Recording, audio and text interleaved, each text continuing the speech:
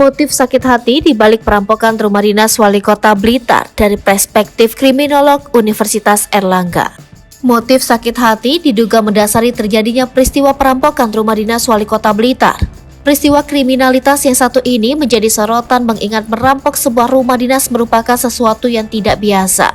Pakar hukum Universitas Airlangga, Iwayan Titip menyebut dugaan adanya motif sakit hati di balik peristiwa perampokan rumah dinas Wali Kota Blitar itu dalam analisanya. Peristiwa rumah dinas Wali Kota Blitar diobok-obok kawanan perampok benar-benar langka, sebab rumah pejabat idealnya 24 jam dijaga ketat petugas. Menurut Iwayan Titip, pelaku perampokan di rumah dinas Wali Kota Blitar merupakan orang suruhan. Aktor intelektualnya disinyalir barisan orang yang sakit hati dengan Wali Kota Blitar.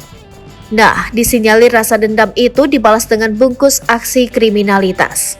Wayan memiliki prasangka aktor perampokan ini ada keterlibatan orang dalam lantaran komplotan rampok seakan paham kondisi Medan. Komplotan rampok seperti tahu persis kapan rumah dinas Wali Kota Blitar lengah dari penjagaan, termasuk kapan rumah sepi dari kunjungan tamu-tamu kalangan politik. Wayan menilai kasus rumah dinas Wali Kota Blitar sangat mudah diungkap. Polda Jatim hanya perlu mengerahkan Intelkam dan Intel Politik.